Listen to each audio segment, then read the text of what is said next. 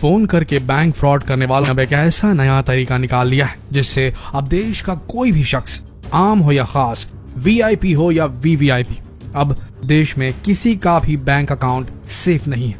Phone करके fraud करने वालों का गढ़ माना जाने वाला जामताड़ा अब पूरे देश को अपने डिजिटल फ्रॉड की आंधी में उड़ा देने को तैयार है। तो तैयार हो जाइए जानने के लिए क्या आखिर जामताड़ा में इन्होंने कौन सा ऐसा नया तरीका निकाल दिया है जिससे अब देश का कोई भी बैंक अकाउंट सुरक्षित नहीं है, ताकि आप अपने और अपने परिवार की मेहनत से कमाई हुई कमाई को सुरक्षित रख सके, क्योंकि क्या पता जामताड़ा गैंग का अगला टारगेट आप। ऑनलाइन बैंक फ्रॉड या फिशिंग अटैक की जब भी कोई घटना होती है तो उसका सबसे पहला तार जामताड़ा से जुड़ा होता है। रांची झारखंड से 250 किलोमीटर दूर एक जिला है जिसका नाम है जामताड़ा, और इस जिले में लंबे समय से ऑनलाइन फ्रॉडियों का एक गैंग चल रहा है जिसे कहा जाता है जामताड़ा गैंग। ये जिला इतना फेमस है कि इस पर एक वेब सीरीज भी बन चुकी है नेटफ्लिक्स पर, जो आप देख सकते हैं। आखिर क्यों है ये जिला इतना फेमस? क्योंकि ये वो जगह है जहां पर सबसे ज्यादा ऑनलाइन फ्रॉड और फिशिंग जैसी वारदातों को अंजाम दिया जाता है, या यूं कहें कि जामताड़ा ऑनलाइन चोरों की बस्ती है। आप जानते ही होंगे कि पिछले कई सालों से ऑनलाइन बैंक फ्रॉड की घटनाएं लगातार बढ़ती जा रही हैं और इन सभी बैंक फ्रॉड्स के तार जामताड़ा से कहीं न कहीं जुड़े हुए पाए जा रहे हैं। ये लोग लोगों को फोन करके डराते थे कि उनका बैंक अकाउंट या एटीएम कार्ड बंद होने वाला है, और डर के मारे भोले भाले लोग इन्हें अपना एटीएम नंबर और सारी जानकारियां बता दिया करते थे, और चुटकियों में ये ऑनलाइन डकैत लोगों का बैंक अकाउंट साफ कर दिया करते थे। लेकिन जैसे जैसे ये घटनाएं बढ़ी, लोगों को इस फ्रॉड के बारे में पता चलने लगा और अब उनका ये तरीका पुराना हो गया। लोग इस फ्रॉड के प्रति जागरूक हो गए, लेकिन अब इन जामताड़ा के चोरों ने नया तरीका खोज निकाला है जिसका नाम है ई सिम फिशिंग। और ये जामताड़ा के चोरों का एक ऐसा नया तरीका है जिससे ये आपके बैंक अकाउंट को पूरी तरीके से खाली कर सकते हैं। इस फ्रॉड को समझने से पहले आप ये समझ लीजिए कि आखिर ये ई सिम है क्या भला। दोस्तों, एक सिम होती है जिसे मोबाइल दुकान से खरीद कर अपने मोबाइल में लगाते हैं, इसे रियल सिम कहा जाता है। और एक दूसरे किस्म का सिम होता है जिसे ई सिम कहा जाता है, जो एक चिप की तरह होता है और ये फोन में पहले से ही इनबिल्ट होता है, लगा हुआ आता है।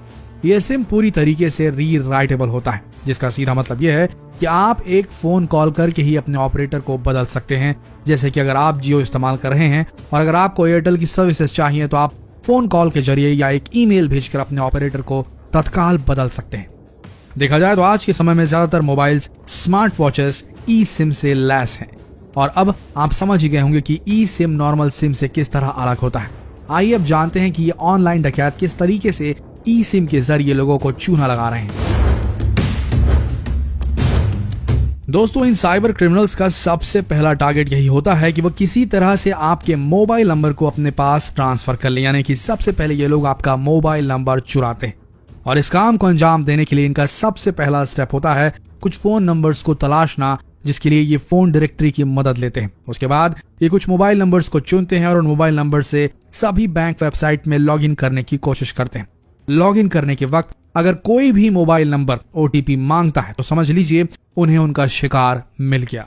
उसके बाद ये सबसे पहले अपने टारगेट को एक मैसेज भेजते हैं, और ये एक वार्निंग मैसेज होता है जिसमें लिखा होता है कि अब नॉर्मल सिम के बदले ई सिम अनिवार्य रूप से लगाया जा रहा है और इसके लिए उन्हें केवाईसी करवाने की जरूरत है, नहीं तो आपका नॉर्मल सिम कुछ ही दिनों में बंद हो जाएगा। मैसेज भेजने के कुछ मिनटों बाद ये जो चोर होते हैं ये कस्टमर केयर एग्जीक्यूटिव बनकर अपने टारगेट को फोन करते हैं और उनसे कस्टमर की बेसिक डिटेल्स ले लेते हैं। साथ ही कस्टमर से आग्रह करते हैं कि वो अपने नेटवर्क सर्विस प्रोवाइडर को एक ईमेल भेज दे जिसमें लिखा हो कि उन्हें ई सिम एक्टिवेट करवाना है। इस प्रोसेस से आप समझ सकते हैं कि कस्टमर ने खुद ही अब ई सिम की डिमांड अपने नेटवर्क ऑपरेटर से कर दी है। जब कस्टमर के ई सिम की प्रोसेसिंग का काम पूरा हो जाता है तब नेटवर्क सर्विस प्रोवाइडर कस्टमर को एक QR कोड ईमेल के जरिए भेजता है, और ये QR कोड साइबर क्रिमिनल्स किसी भी तरह से हासिल कर लेते हैं। जब ये क्रिमिनल्स उस QR कोड को हासिल कर लेते हैं तब ये अपनी ई सिम वाले फोन पर आपका नंबर एक्टिवेट कर लेते हैं। अब इससे होता यह है कि आपका नंबर अब वो क्रिमिनल इस्तेमाल कर रहे हैं और कुछ ही दिन में आपका फिजिकल सिम कार्ड डीएक्टिवेट हो जाता है।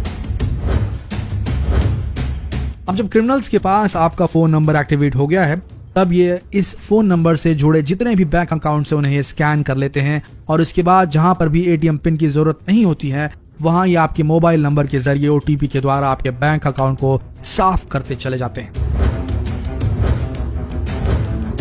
हाल ही में फरीदाबाद पुलिस ने 5 लोगों को ई सिम फिशिंग के मामले में अरेस्ट किया है, जिनमें से 4 जामताड़ा के हैं और इन अपराधियों ने कबूला है कि उन्होंने अब तक 300 से ज्यादा बैंक अकाउंट को साफ किया है। लेकिन सबसे बड़ा सवाल ये उठता है कि आखिर इस फ्रॉड से कैसे बचे। तो सबसे पहला पॉइंट, अगर आपके पास कोई भी कस्टमर केयर एग्जीक्यूटिव का फोन आता है तो उन्हें अपनी कोई भी पर्सनल जानकारी या बैंक से जुड़ी जानकारी कभी ना दें। दूसरी सबसे अहम बात, अगर आपको मोबाइल नंबर या ईमेल चेंज करवाना हो तो आप स्वयं बैंक या मोबाइल स्टोर में जाकर इस काम को करवाएं और इस काम में किसी पर भी भरोसा ना करें। तीसरी सबसे अहम बात यह है कि अगर आपके पास कोई भी मैसेज आता है जिसमें कोई लिंक हो तो उस लिंक को कभी ना खोलें। तो दोस्तों, जितना हो सके इस वीडियो को शेयर करें और लोगों को इस नए किस्म के फ्रॉड से बचाने के लिए जागरूक करें। जितना हो सके इस वीडियो संदेश को शेयर करें फेसबुक, व्हाट्सएप, यूट्यूब पर, ताकि लोगों तक ये संदेश पहुंच सके। बने रहिए हमारे चैनल के साथ, मिलते हैं अगले वीडियो में। तब तक के लिए आप सबका इस वीडियो के अंत तक बने रहने के लिए दिल से धन्यवाद।